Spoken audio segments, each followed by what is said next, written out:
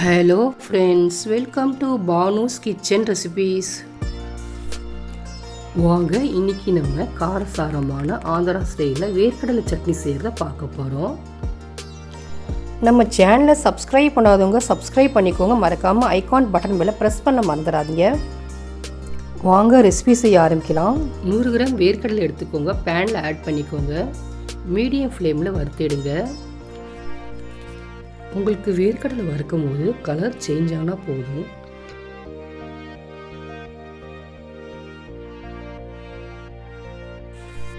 இந்த கன்சிஸ்டன்சியில் வேர்க்கடலை வறுத்தது போதும். ஒரு பிளேட்டில் மாற்றி ஆற வச்சு தோலில் எடுத்து வச்சுருங்க. பேனில் 2 ஸ்பூன் எண்ணெய் ஆட் பண்ணிக்கோங்க. காய்ந்த மிளகாய் 3-5 ஆட் பண்ணிக்கோங்க. உங்கள் காரத்துக்கு ஏற்ற மாதிரி. சின்ன வெங்காயம் 5 பல்லு பூண்டு, ஒரு சின்ன துண்டு இஞ்சி, இதெல்லாம் லைட்டாக வதக்கிடுங்க. இப்போ இதை ஆற வச்சுருங்க.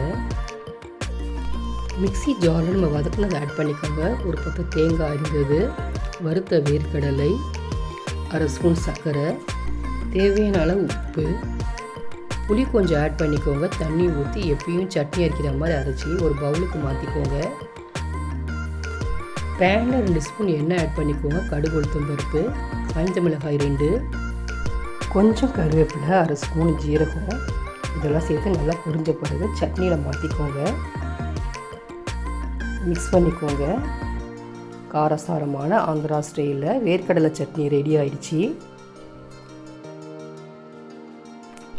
இந்த சட்னி நீங்கள் அரைச்சிட்டிங்கன்னா இட்லி தோசைக்கெலாம் ரொம்ப சூப்பராக இருக்கும். எத்தனை இட்லி தோசை சாப்பிட்டீங்கன்னு உங்களுக்கே தெரியாது, அந்த அளவுக்கு டேஸ்ட்டாக இருக்கும்.